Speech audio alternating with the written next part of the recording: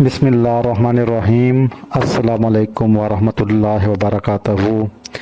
मोहतरम नाज़रीन, आज का हमारा मौजू है अच्छे उस्ताद की अज़मत और हकूक़।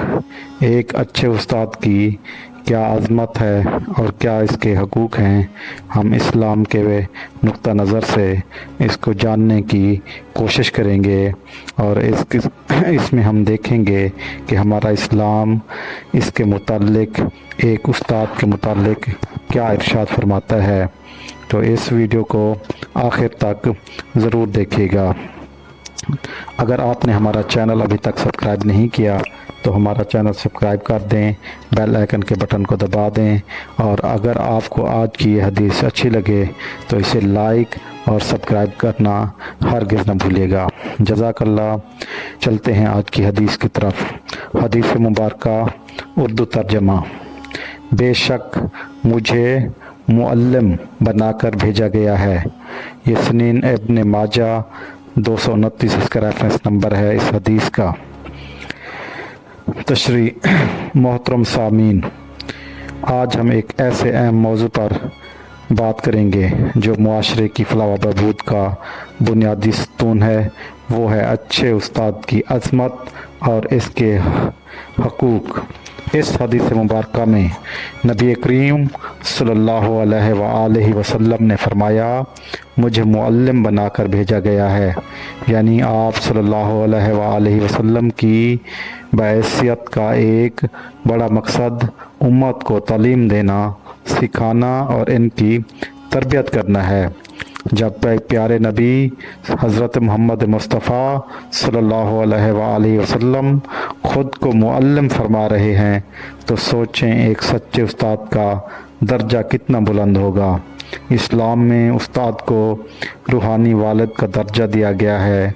वालिद जिस्म की तरबियत करता है, लेकिन उस्ताद अक़ल, रूह, इखलाक और दीन की तरबियत करता है।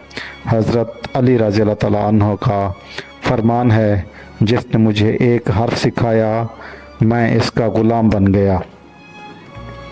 ये जुमला उस्ताद की शान और अज़मत को बयान करने के लिए काफ़ी है। आज के दौर में हमने उस्ताद को फ़कत नौकरी का एक ज़रिया समझ लिया है, लेकिन हकीकत में उस्ताद वो चिराग है जो दूसरों को रोशनी देता है, चाहे ख़ुद जलता रहे। वो कौमें कभी पीछे नहीं रहती जिन्होंने अपने उस्ताद की कदर की। याद रखें, तालिब इल्म अगर अपने उस्ताद की बेअदबी करे तो इसका इल्म कभी फ़ायदा नहीं पहुंचाएगा और दिल में बरकत नहीं आएगी। उस्ताद के कुछ बुनियादी हकूक़ हैं, वो ये हैं। नंबर 1, इनकी इज़्ज़त और एहतराम हर वक्त लाजिम है, चाहे वो मौजूद हों या ना हों। इनके अहकाम और नसीहत को तवज्जो से सुना जाए और इस पर अमल किया जाए। नंबर 3, इनके सामने बुलंद आवाज़ से बात ना की जाए। नंबर 4, इनके ख़िलाफ़ बदगुमानी या ग़ीबत से मुकम्मल इज्तनाब किया जाए। ये वो बुनियादी आदाब हैं जिनके बग़ैर इल्म बेबरकत हो जाता है। आज अगर हम चाहते हैं कि हमारी नई नस्ल बाइखलाक, तालीम याफ्ता और नेक बने तो हमें अपने असातिज़ा को वही इज़्ज़त देनी होगी जो इस्लाम ने इन्हें दी है।